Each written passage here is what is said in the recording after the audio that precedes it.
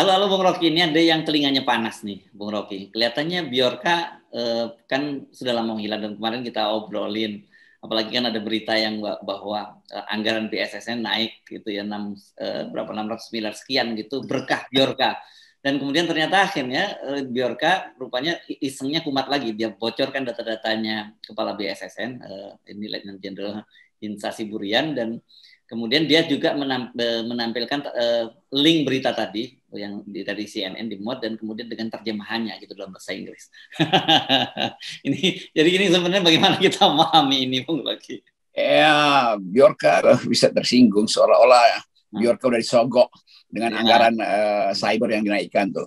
Itu juga satirnya begitu tuh, dan kita nggak mungkin melenyapkan Bjorka karena kalau kita anggap sekedar sebagai sebuah sistem, maka si Bjorka mungkin merasa ya sebagai sistem saya juga bisa bertumbuh tuh, bisa bermetamorfosa tuh. Jadi sangat mungkin Bjorka sekarang itu adalah hologram dari Bjorka yang kemarin gitu kira-kira kan. Jadi kan dalam dunia metaverse semuanya bisa terjadi tuh. Nah, yang penting sebetulnya selama orang masih mencari Robin Hood digital, maka Bjorka akan hidup terus. Itu poin saya. Ini Robin Hood digitalnya Bjorka. Dan tentu kekuasaan juga cemas-cemas lagi. Ini Bjorka yang kita kendalikan atau Bjorka yang mengendalikan Bjorka yang kemarin. Nah ini berlapis-lapis jadinya nih. Enak nih dibikin semacam film, biasanya film-film begini yang dibuat oleh Alfred Hitchcock. Yaitu ada suspense di situ, ada ketegangan, tiba-tiba datang pemain baru lalu berubah narasinya tuh. Ini enak juga nih. Jadi kita perhatikan aja bahwa Bjorka, di belakang Bjorka ada Bjorka lain tuh. Yes. Ini saya membayangkan juga semacam itu gitu. Jadi sebenarnya yang kita sebut Bjorka itu ya semua Bjorka gitu. Dan ada yang pasti bertindak sebagai kakak pembina. Jadi kakak pembina Bjorka itu dan Bjorka lalu disuruh beternak lah atau membelah diri tuh supaya tidak terintip jejaknya tuh. Jadi keadilan yang kita peroleh sekarang memang berkat Bjorka, tapi Bjorka nggak mau dengan itu lalu berhenti kan. Jadi seolah-olah udah selesai ya. Jadi sinyal Bjorka itu memberitahu bahwa saya masih akan berlanjut, dan karena itu siap-siap. Dan masyarakat digital justru merasa bahwa ini ada sesi lain nih. Karena itu kita tunggu aja, dan menunggu itu kan artinya mencoba untuk menerka. Dalam proses menerka itu ada yang mulai merasa terganggu.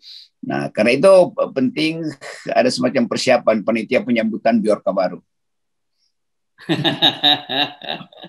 Iya, ya kan, karena memang orang juga banyak curiga gitu. Jangan-jangan Bjorka itu mainan. Kenapa kemudian muncul berita itu kan bahwa berkah anggaran BSN naik karena berkah Bjorka. Ini kan sebenarnya juga sindiran halus. Pasti orang juga udah mulai curiga. Ini Bjorka itu apakah betul memang hacker yang sengaja mengacak-acak Indonesia, atau sebenarnya itu ya bagian dari permainan intelijen sendiri gitu. Itu yang banyak orang curiga gitu. Tapi ada juga yang menyebut ya memang ada Bjorka seperti yang Anda tadi sebutkan, mungkin aja ada Bjorka yang memang organik, itu ada Bjorka yang yang punya kakak asuh kalau sekarang Bung Rocky, bukan kakak pembina lagi. Menarik sekali, ini politik Indonesia masuk di dalam tahapan semacam ini, dan hukum nggak bisa mengejar itu tuh. Kalaupun dikejar, dunia digital udah berubah sama sekali, itu bakal timbul lagi versi macam-macam itu. Jadi kesempatan kita justru untuk mengevaluasi bahwa hal yang disembunyikan oleh birokrasi itu bisa diterobos oleh para hacker tuh. Dan itu yang menyebabkan kita berpikir kembali bahwa dunia jurnalis juga akan diintai oleh the big brother, oleh apa yang disebut Orwellian politics. Dan korban pertama kemarin kita udah bahas tuh Najwa Shihab tuh. Dan orang mulai meragukan ini betul-betul kerjaan kekuasaan atau orang iseng aja sebetulnya yang masuk ke dalam narasi lalu mulai melakukan tindakan pengentasan di rentas. Peretasan itu kan. Tapi sekali lagi semua keadaan ini menunjukkan bahwa kita lagi goncang, dan kegoncangan itu justru menghidupkan harapan baru bahwa pergantian kekuasaan nggak lama lagi kan. Kan orang membayangkan keadaan semacam ini, ada Bjorka, harga BBM segala macam, warteg naik harganya kan, buset lama betul kalau 2024 Mending 2023 awal juga lebih enak. Oke, sekarang kita pindah satu topik yang lain ya. Tapi nggak ada kaitannya dengan Bjorka. Tapi ini kaitannya dengan, Anda pasti mungkin sudah mulai lupa-lupa ingat, tapi begitu saya sebut pasti Anda ingat kembali namanya Uskup Ximenes Belo ya. Carlos Franciscus Ximenes Belo itu dulu uskup di Dili, Timor Timur. Ingat. Ya, ingat kembali ya. Anak-anak sekarang mungkin banyak yang ingat, yang generasi 90-an ke atas mungkin nggak terlalu ingat dengan nggak kenal mungkin bahkan Belo. Ini kita ingatkan bahwa dia adalah penerima hadiah Nobel tahun 96 gitu bersama dengan Ramos Horta, sekarang presiden Timor Leste ya. Nah, ini ada dilakukan investigasi oleh majalah The Groener Amsterdammer. Nah, gitu katanya. Amsterdam hijau. Terjemahannya begitu, Bung Roh gitu. Oke. The Groener Amsterdammer itu dia disebut bahwa dia melakukan pelecehan seksual selama dia menjadi uskup di Dili, dan kemudian setelah saya buka-buka memang ini dia pensiun dini ya, Pak Uskup Belo ini. Kalau beritanya dari sebuah koran yang mungkin dia koran konservatif ya. Ya, konservatif. Karena liberal dia justru, bukan konservatif. Oh, dia oke, liberal. Ya. Di Eropa tuh liberal artinya konservatif tuh. Kalau di Amerika liberal artinya sosialis. Oh, oke. Iya itu. Jadi dia konservatif tuh, The Groener itu. Ya. Koran yang dulu ke kiri itu. Ya. Namanya Het Vrije Volk gitu. Het Vrije Volk artinya suara rakyat bebas. Itu kiri, itu Marxis kira-kira tuh. Yang ini pasti dalam upaya untuk mencari panduan moral tuh, The Groener. Kira-kira begitu kalau kita sepintas mendengar. Tetapi yang sepintas itu justru membangkitkan keinginan tahuan kita bahwa kemana sebetulnya selama ini Uskup Belo tuh, atau mantan Uskup Belo tuh.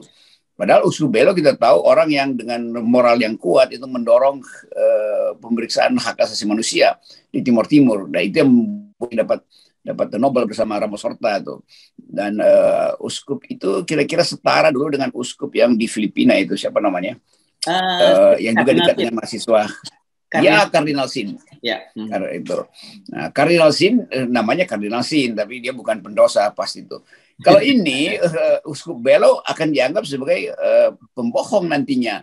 Yeah. Walaupun mungkin Gereja Katolik lagi bikin penelitian internal, tetapi karena beritanya udah muncul, orang mulai meragukan bahwa Uskup Belo itu mengundurkan diri atau sudah diberhentikan.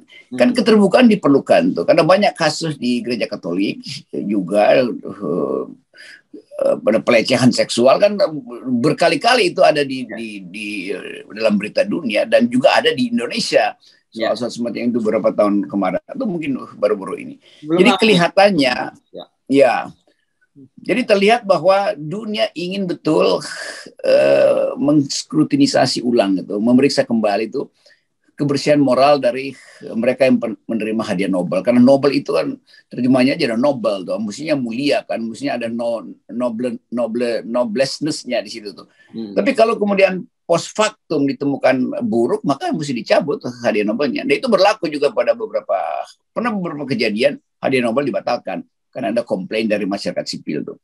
Nah, kan selalu Nobel itu nggak mungkin bersih dari awal gitu, karena pengetahuan investigasi juga nggak sempurna. Jadi para penerima hadiah Nobel juga potensial untuk dibatalkan. Itu fairness-nya di situ.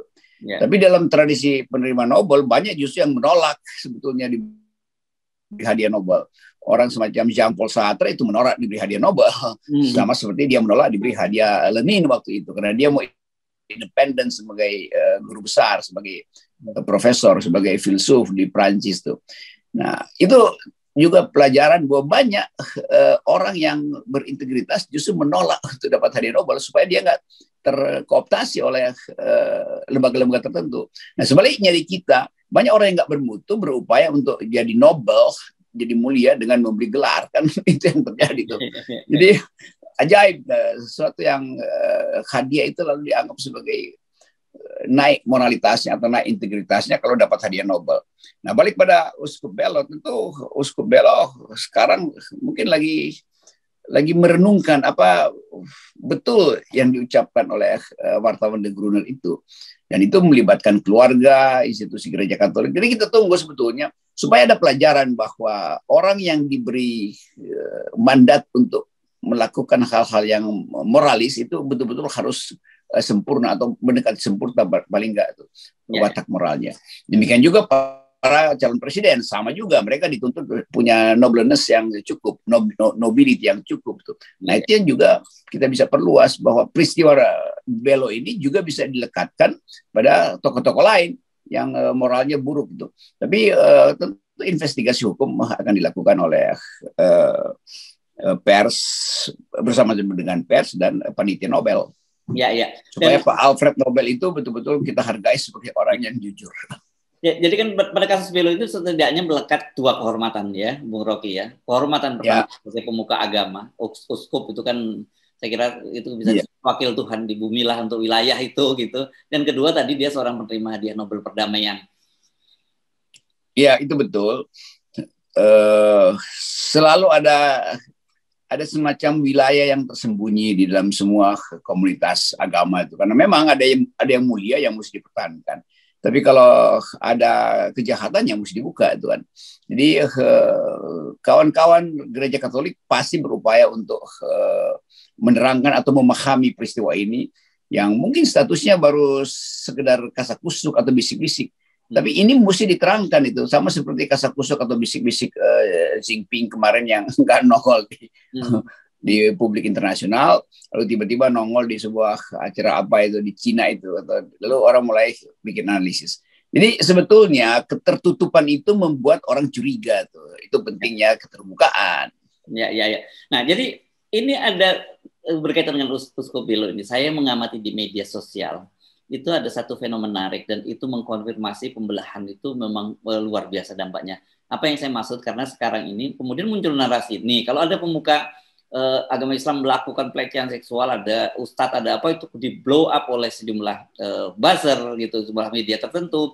Sementara ini coba kalau ada Uskup Belo, apakah buzzer ikut membuli atau tidak? Nah, saya menangkap ini sebenarnya nggak boleh seperti itu ya, karena bagaimanapun kita tidak boleh melihat kejahatan kejahatan, jangan dilihat latar belakangnya siapa gitu, karena bahkan saya pun mencoba melakukan verifikasi ini. Saya nanti Anda bisa mengikuti wawancara saya di Harrisburg Point dengan seorang akademisi di Universitas Leiden gitu, yang saya mencoba mencari tahu apa sih The Gruner-nya, apakah ini media abal atau media yang serius gitu kan. Tentu berbeda kan, dan kalau dia media abal ya nggak usah kita bahas. Tapi setelah saya cek, ini media yang sangat serius dan itu dia melakukan investigasi, bahkan wartawannya itu selain ke Timur-Timur, dia juga sampai mengejar Uskup Belo ke Mozambik. Gitu. Oh, jadi artinya sangat mungkin juga panitia Nobel sudah mendengar keadaan ini lalu mulai melakukan investigasi kan. Ya. Jadi hal-hal semacam ini dimungkinkan karena panitia Nobel reputasinya tergantung pada integritas si penerima hadiah itu tuh. Ya. Bukan uangnya aja, tetapi kepercayaan bahwa dia akan mewakili satu cara masyarakat beradab, mempertahankan moralitas. Kan itu intinya tuh. Jadi si wartawan tergerak untuk meneruskan investigasi itu. Bukan supaya dia dapat Adi Negoro atau Pulitzer segala macam. Tapi karena wataknya dia memang wartawan itu ingin tahu apa yang disembunyikan justru kan. Nah itu sebetulnya pelajaran etis kita, si wartawan mengambil risiko untuk mengejar terus sumber berita itu. Nah di kita sekarang justru berita yang bagus mau ditutup-tutupi itu dengan menekan-nekan pers kan itu pelajaran paralelnya ada di situ tuh. Tapi balik lagi kita menunggu dalam 1 minggu ini apa reaksi gereja Katolik terutama Paus tentang peristiwa ini. Apakah keadaan ini bagian dari satu cara baru untuk menyatakan problem di dalam kepemimpinan agama itu selalu mendua sebetulnya itu, karena di satu pihak dia adalah wakil Tuhan, tapi kadang-kala hasrat untuk berbuat kejahatan itu muncul karena sifat animal spirit yang ada pada setiap manusia. Dan itu juga akan menyentuh hal-hal yang ada pada kita tuh, bahwa kebersihan moral itu jadi dasar untuk berpolitik sebetulnya. Karena kalau ragu dengan kebersihan moral, itu artinya ada komorbid moral atau komorbid politik kan. Kan itu poin atau pelajaran kita melalui peristiwa dengan Uskup Belo ini. Mudah-mudahan lebih cepat diterangkan supaya nggak ada kasakusuk tentang situasi ini.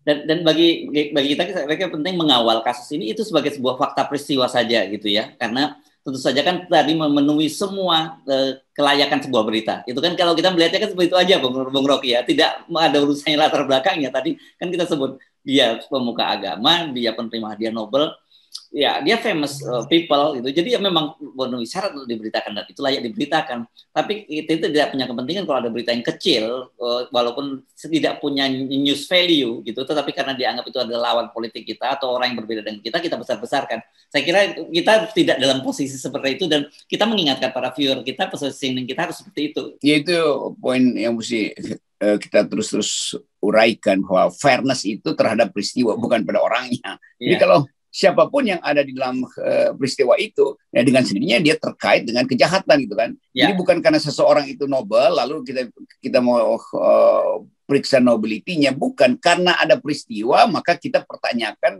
kemuliaan dia atau keagungan dia kan. Kalau nggak ada peristiwa ya nggak ada orang yang tahu. Tapi konsekuensinya memang panjang, tapi apapun mesti diterangkan karena publik ingin para penerima Nobel itu adalah orang yang bersih itu. Kalau koruptor aja kita tuntut untuk bertobat, kenapa penerima Nobel kita diamkan? Justru dalam upaya untuk menyelamatkan kurikulum dari panitia Nobel sendiri itu. Dan ini pasti juga dimulai oleh panitia Nobel.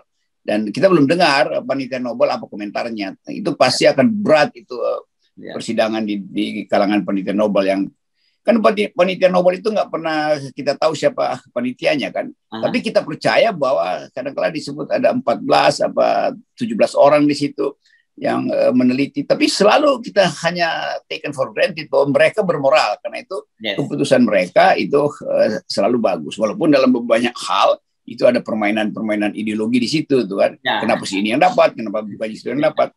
Nah itu yang membuat orang semacam Jean-Paul Sartre itu menolak hadiah Nobel karena dianggap hadiah Nobel itu adalah semacam mahkota kapitalis. Lalu orang Rusia waktu itu bilang oke, kalau begitu kami akan berikan pada Jean-Paul Sartre medali Lenin. Jean-Paul Sartre juga mengatakan hal yang sama, itu artinya mahkota komunis. Jadi dia menolak dua mahkota itu supaya dia betul-betul tumbuh dengan kejujurannya sendiri. Jadi setiap orang sebetulnya berikan aja Nobel pada diri sendiri dengan menguji diri sendiri kan. Ya, atau menjaga moralitas masing-masing. Ya, saya kira itu. Sisi lainnya begitu kan, dengan menjaga maka dia udah Nobel, dia udah punya kemampuan untuk menjadi panutan, dan itu yang diimpikan oleh semua orang terhadap semua pemimpin, mau pemimpin agama, pemimpin politik, apalagi itu tuntutannya lebih berat. Yes, oke.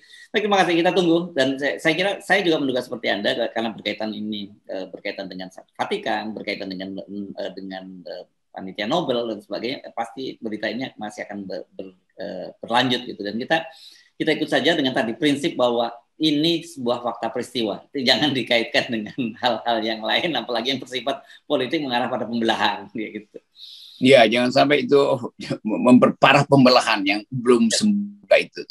Dan sekaligus kita ingatkan bahwa di Indonesia juga seringkali banyak hadiah atau anugerah diberikan pada banyak orang. Kita seringkali curiga ngapain sih, diketahui reputasinya nggak segitu amat itu kan. Dan banyak kayak untuk memanipulasi biodata seseorang itu lalu dianggap hebat, apalagi biodata intelektual itu kan. Padahal debat dengan 2 kalimat aja nggak mampu tuh. Tapi udahlah, kita kembali pada prinsip kejujuran dalam demokrasi itu adalah 0%. 0%. Oke, terima kasih Bung Rocky. Sampai ketemu di Yokohama. Kok Yokohama? Di Indonesia.